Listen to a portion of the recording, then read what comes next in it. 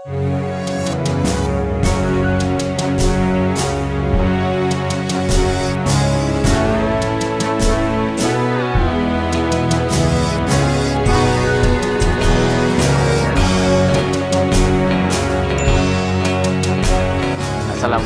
selamat malam.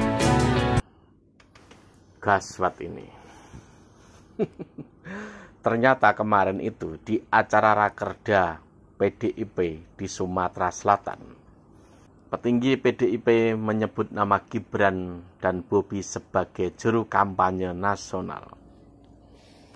Kejadian itu terjadi kemarin. Hasto PDIP terbitkan surat perintah isinya sebut nama Gibran dan Bobi. Sekjen PDIP Hasto Kristianto saat berpidato pada Rakerda DPD PDIP Sumatera Selatan di Palembang, Jumat, menyatakan parpolnya menerbitkan surat berisi instruksi setelah Ganjar Pranowo Mahfud MD didaftarkan sebagai bakal capres-cawapres di Komisi Pemilihan Umum atau KPU.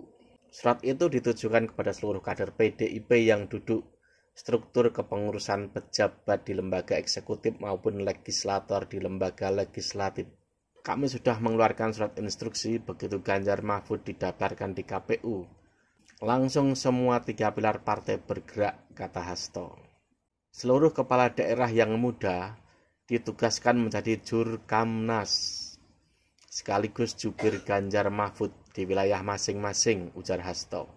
Di antara ke-13 nama itu ada Wali Kota Medan Bobi Nasution, Bupati Bangka Selatan Riza Herdavid, Bupati Bandung Barat Hengki Kurniawan, Wali Kota Solo Gibran Raka Buming Raka, Bupati Demak Istianah, Bupati Trenggalek M. Nur Arifin, Bupati Kediri Hanindito Pramana, Bupati Gresik Ahmad Yani, dan Wakil Wali Kota Surabaya Eri Cahyadi. Menurut Hasto, dari 13 kepala daerah asal PDIP yang ditugaskan menjadi Jurkamnas, Ganjar Mahfud itu hanya ada 3 orang yang berusia di atas 40 tahun. Berarti kebanyakan lainnya itu yang muda-muda.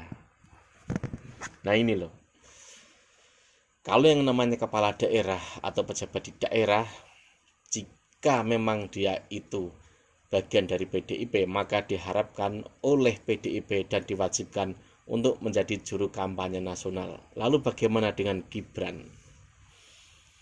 Apakah Gibran akan melepas jabatannya? Ataukah akan keluar dari PDIP? Ingat loh, politik itu dinamis. Sewaktu-waktu bisa berubah, sewaktu-waktu bisa keluar dan masuk. Jadi tidak asal semudah itu untuk keluar. Kalau seenaknya sendiri keluar, nanti suatu saat dinamisnya ini berbeda, dia misalkan mau menjadi bagian dari partai itu, apalagi sekarang eskalasinya soal capres, panas dan akan menyisakan sesuatu yang menyakitkan. Dan akan susah juga, misalkan dia nanti keluar, lalu masuk lagi ke PDIP, belum tentu diterima. Ingat loh, basis di Jawa Tengah, terutama Solo, itu basisnya PDIP. Jadi harus dipikir berulang, apalagi dari PDIP sudah menginstruksikan Gibran jadi juru kampanye nasional. Kalau menurut saya pribadi, Gibran ini harusnya entar dulu. Apa nggak ngelihat seperti AHY? AHY itu tokoh yang sebenarnya bagus, muda, karisma punya.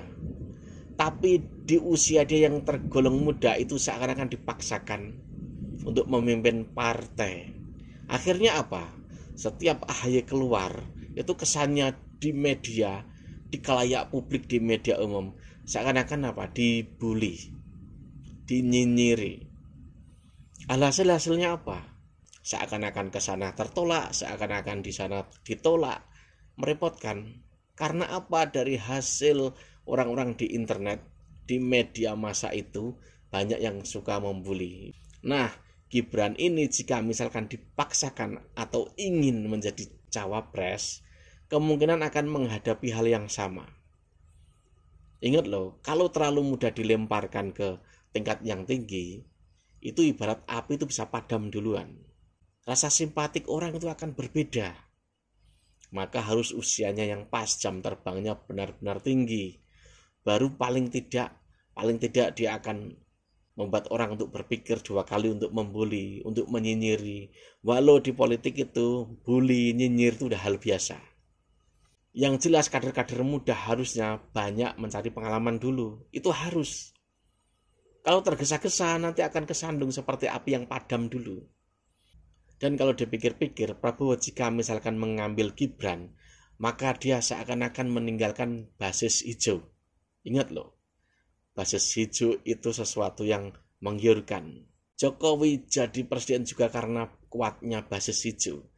Misal Prabowo mengangkat Gibran, lalu bagaimana dengan basis hijau? Nah itu dia. Bagaimana menurut kalian? Apakah Gibran itu layak menjadi cawapres? Atau nanti dulu? Wassalam.